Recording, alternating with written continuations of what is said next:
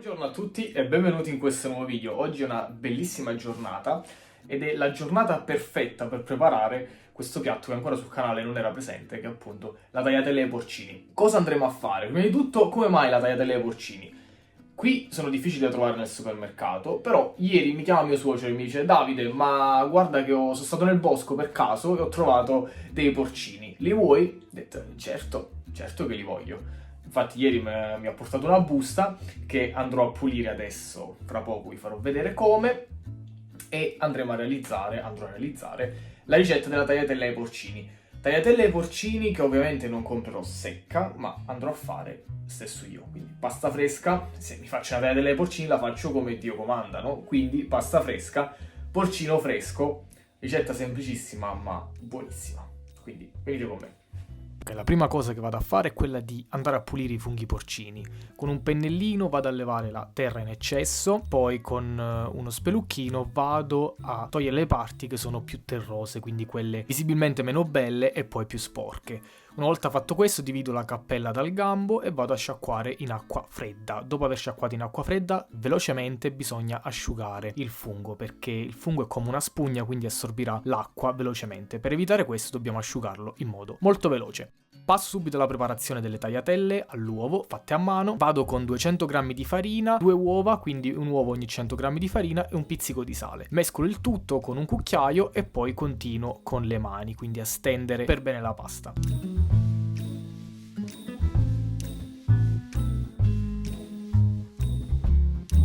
Vado a pellicolarla e a riporla all'interno del frigorifero per circa un quarto d'ora. Mentre aspettiamo che la pasta riposi, vado a tagliare i funghi. A me piace tagliarli per il lungo in modo che il fungo si veda e rimanga intero. Dopo aver fatto questo, avremo quindi i funghi pronti per essere cotti. Una volta tolta la pasta all'interno del frigorifero, quindi dal riposo, andiamo a stenderla con un mattarello oppure con una macchina per stendere la pasta. Io l'ho fatto con il mattarello, proprio 100% a mano, non era nemmeno il mattarello adatto, scusate. Una volta stesa la pasta della doppiezza che preferiamo, in questo caso un po' più doppia del normale, quindi un po' più strong, un po' più importante lo spessore della pasta, vado a tagliarla in questo modo, in modo di avere una tagliatella regolare e in modo da riuscire a prendere la tagliatella con questo strumento che sarebbe in pratica lo strumento che si utilizza per fare i fusilli dalle mie parti, e quindi una volta fatto ciò avremo le tagliatelle tutte staccate, perfette, pronte per essere cotte.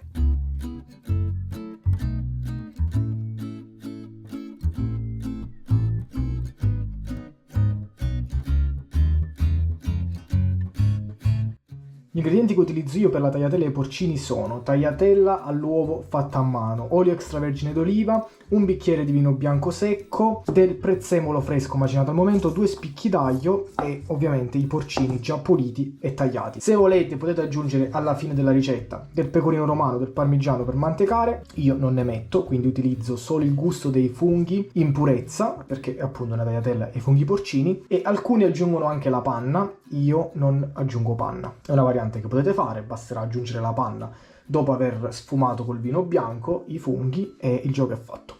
Andiamo subito ai fornelli. Passiamo alla preparazione degli ingredienti. La prima cosa che facciamo è quella di andare a pulire l'aglio, quindi privarlo dell'anima e affettarlo finemente. Una volta fatto ciò prepariamo il prezzemolo, quindi lo tritiamo in modo molto fine con un coltello e abbiamo praticamente tutti gli ingredienti pronti che ci serviranno per realizzare la ricetta.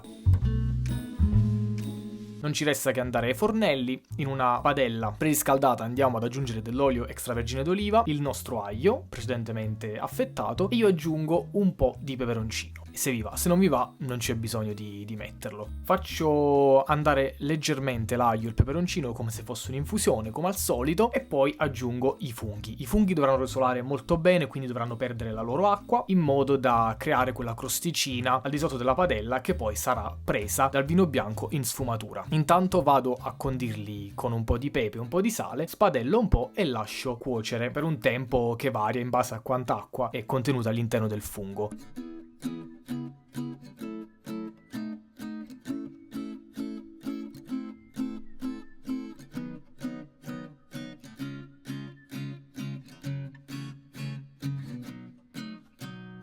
Quando i funghi saranno ben asciutti, quindi avranno perso la loro acqua, possiamo andare con la fase successiva, ovvero aggiungere il vino bianco. Una volta aggiunto il vino bianco, facciamo sfumare per bene ed evaporare tutto l'alcol. Mentre aspettiamo che l'alcol evapori, possiamo già andare a calare le nostre tagliatelle. Vado a salare leggermente l'acqua bollente e calo le tagliatelle. Le tagliatelle avranno un tempo di cottura molto basso, circa 3-4 minuti, dipende dallo spessore della tagliatella, ma mi raccomando, cacciatela bella al dente.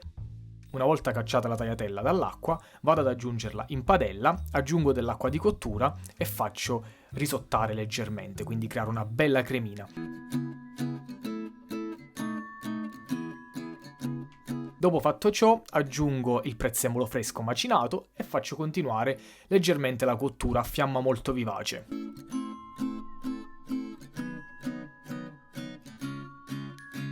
Impiattamento semifigo, diciamo un po' più per le foto che per altro, e vi posso assicurare che questo piatto era davvero uno spettacolo. Il profumo era un profumo eccezionale, proprio un piatto autunnale, un piatto che è semplice ma serve a godere e basta. Pochi ingredienti, orgasmo al massimo.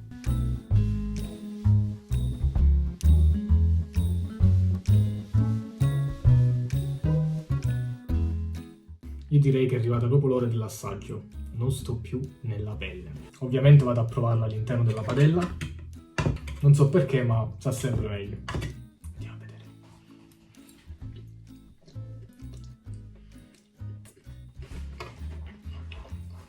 Questa pasta è orgasmica. Certe volte mi chiedo come fa una cosa così semplice ad essere così buona.